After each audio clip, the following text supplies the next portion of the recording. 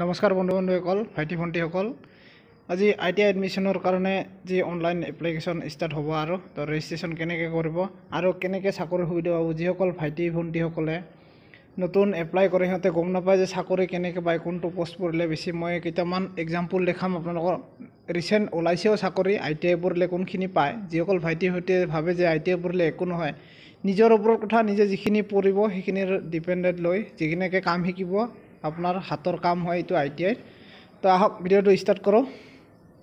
আপোনালোকে I T I director employ and craft training হয় I T I industrial training বুলি কোৱা হয় তাতে এন চি বি টি আৰু এছ চি বি টি হয় এন চি বি টি হ'ল নেশ্যনেল মানে আপোনাৰ যিমান অল ইণ্ডিয়া ৰেংকত ওলায় তেতিয়াহ'লে আপুনি এপ্লাই কৰিব পাৰিব আৰু এছ চি বি টি হ'ল ষ্টেটৰ যিখিনি চাকৰি ওলায় আপোনালোকে first preference N C B T দিলে ভাল হয় যেতিয়া নাপায় আপুনি ষ্টেটৰ কাৰণে এছ চি বি টিত অলপ বেছি হয় নাম লগা এডমিশ্যন ফিজটো কাৰণ প্ৰাইভেটৰ নিচিনা হয় তো আপোনালোকে এন চি বি টিত এপ্লাই কৰিব আহক চাওক কেনেকুৱা পোষ্ট আছে আপোনালোকে কোনটোত এপ্লাই কৰিলে ভাল হ'ব আৰু ভিডিঅ'টো শেষলৈ চাব আপোনালোকৰ জব ডিফেন্সৰ কাৰণে বহুত ওলায় যিসকলে ডিফেন্সত ট্ৰাই কৰিব খুজিছে বা ভাইটিসকলে নতুন যেনেকৈ আছাম পুলিচেই হওক চেণ্ট্ৰেল গভৰ্ণমেণ্ট জবেই হওক অইল ইণ্ডিয়াই হওক সকলোতে ওলায় পোষ্ট যিহেতু তো আপোনালোকে এপ্লাই কৰিব চাওক এডভাৰটাইজমেণ্টবোৰো চাব এটা কোৱা হৈছে course I T I course under government and private I T I of Assam 24-25 season N C B T আৰু S C B T application mode online হ'ব 14 জুন লাষ্ট ডেট আপোনালোকৰ এতিয়া ষ্টাৰ্ট হৈছে আপোনালোকৰ ফাৰ্ষ্ট ইয়াৰৰ পৰা হয় আপোনালোকে মেট্ৰিক পাছ কৰিছে যদি এতিয়া এপ্লাই এলিজিবিলিটিখিনি চাই লওক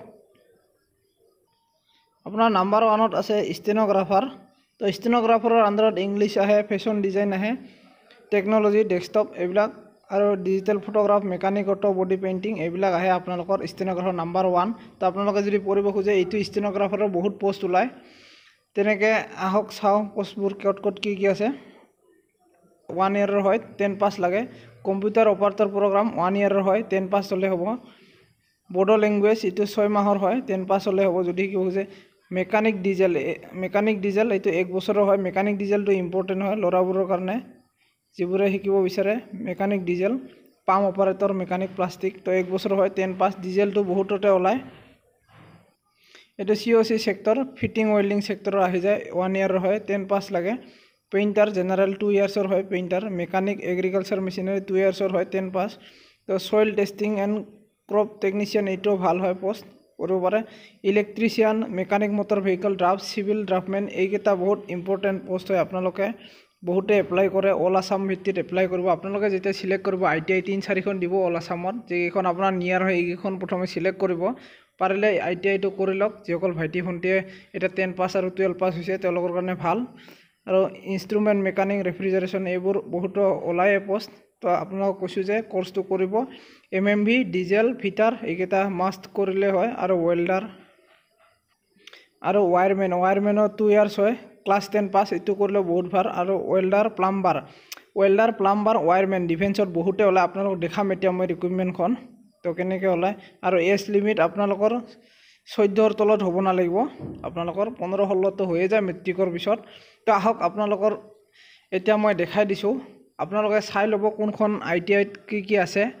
তো কেনেকৈ চিলেক্ট কৰিব সেইখিনি আপোনালোকে অনলাইনত মই লিংক দিম ফৰ্ম ফিল আপ কেনেকৈ কৰে তাৰপিছত মই এডভাৰটাইজ কেইখন দেখাই লৈছোঁ এতিয়া কি ৰিচেণ্ট পোষ্ট ওলাইছে আই টি আইৰ কাৰণে আপোনালোকৰ সুবিধা হ'ব পিছত ছোৱালী হওক বা ল'ৰাই হওক এতিয়া আছে এইখন আছাম ৰাইফলৰ যিটো টেকনিকেল এণ্ড ট্ৰেডমেন ৰেলী ওলাইছিলে 2023 আপোনালোক কোৱালিফিকেশ্যনখিনি মই দেখাই দিছোঁ এইটো ট্ৰেডৰ ওলায় যিহেতু ৱাছাৰমেনত এইটো ইনিচিয়েল ৰেংক আপোনালোকে চাগে অকণমান দেখাটো সুবিধা হৈছে ট্ৰেড এক্সৰে এছিষ্টেণ্টত 10+2 লাগে আৰু ট্ৰেড প্লাম্বাৰৰ ওলাইছে এইটো চাওক মই কৈ দিছোঁ আপোনালোকৰ যিহেতু দেখাটো সুবিধা হৈছে প্লাম্বাৰ আছে ছাৰ্ভেয়াৰ আছে যিটো ছাৰ্ভেয়াৰ এইটো হাৱালদাৰ ৰেংকৰ হয় তো ইলেক্ট্ৰিচিয়ান লাগে ৱায়াৰমেনখিনিও পাৰে ইয়াতে এপ্লাই কৰিব আৰু ট্ৰেড ইলেক্ট্ৰিচিয়ান ফিটাৰ ছিগনেল ইয়াতো ইলেক্ট্ৰিচিয়ানখিনি পাৰে লাইনমেন ফিল্ড ইয়াতেও পাৰে আৰু ইলেক্ট্ৰিচিয়ান মেকানিক ভেহিকেল বুলি আছে তলত এইটোতো MMB আৰু ডিজেলখিনি এপ্লাই কৰিব পাৰে আকৌ মই দেখাই দিছোঁ এইখন চাওক lineman field 10+ I T I certificate electrician trade লাগে recovery vehicle class 10 pass I T I certificate VM বুলি কয় recovery vehicle mechanic MMB diesel দুয়োখিনি এপ্লাই কৰিব ড্ৰাফ্টমেনত এইটো আৰ্কিটেকচাৰেল আৰু এছিষ্টেঞ্চ ফ্ৰম গণেশ পলিটেকনিক আৰু ITI হ'লে হ'ব আৰু প্লাম্বাৰ 10 পাছ ITI সাৰ্টিফিকেট লাগে এক্সৰে এছিষ্টেণ্টতো 10+2 লাগে উইথ ডিপ্লোমা ৰেডিঅ'লজি যিটো আছে এটা মই দেখা দিছো BSF-ত কেনেকৈ ওলাই এইটো আসাম ৰাইফলৰ আছিল এখন BSF-ৰ নতুন ওলাইছে এপ্লাই ৰিসেন্ট ওলাইছে কালি এই মাহৰ পৰা 19 তাৰিখৰ পৰা অনলাইন এপ্লাই ষ্টাৰ্ট হ'ব OTRP SKT এইবিলাকত সব ITI লেভেলৰ ফিটাৰ কনষ্টেবল ফিটাৰ লাগে কাৰ্পেণ্টাৰ অটো ইলেক্ট্ৰিক ইয়াতেও লাগে ভেহিকেল মেকানিক ইয়াতেও MMB লাগে তো আপল ষ্টাৰ আৰু কনষ্টেবল BSTS তো আপোনালোক দেখা দিছো এইখন BSF-ৰ হয় নটিচ আপোনালোকে চাব পাৰে নতুন ওলাইছে এইখন ৰিসেন্ট তো যিসকলে ITI অলৰেডি কৰিছে তেওঁলোকে কৰিব পাৰে এপ্লাই নহলে আৰু আপোনালোকক কৈছো ITI যিসকলে পঢ়ে তেওঁলোকৰ বেনিফিট হয় আপোনালোকৰ ITI ষ্টাৰ্টিং ডেট 20 মেৰ পৰা হ'ব আৰু last date online registration 14 June লৈকে হ'ব তো আপোনালোক 20 মেৰ পৰা প্ৰথমতে ৰেজিষ্ট্ৰেচন কৰিব তাৰ পিছত গৈ আপোনালোকে ৰেজিষ্ট্ৰেচনত যিখিনি ডকুমেন্টছ দিয়ে তাৰ পিছত আপোনালোকে ডকুমেন্টছ খিনি লৈ ক্লাছ 10ৰ নিজৰ ITI যাই কিনে এবাৰ ভেৰিফাই কৰিব লাগিব ভেৰিফাই কৰাৰ পিছত আপোনালোক মই লিংক দিম ডেসক্ৰিপচনত তাৰ পৰা আপোনালোকে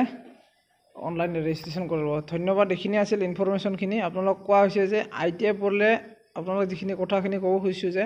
ITI পঢ়লে বেনিফিট কি হয় বহুতে এপ্লাই কৰিব নোৱাৰে আজিকালি ৰানিংৰ ক্ষেত্ৰত তো যিসকল ভাইটিহঁতে এতিয়াৰ পৰাই আসাম পুলিচ বা ডিফেন্সৰ ক্ষেত্ৰত ৰানিং কৰি আছে বা অইল ইণ্ডিয়াই হওক বা ৰিফাইনাৰীতে হওক য'তে হওক ওলাই তো আপোনালোকে যাতে এইখিনি এতিয়া বয়স থাকোতে কোৰ্সখিনি কৰি লয়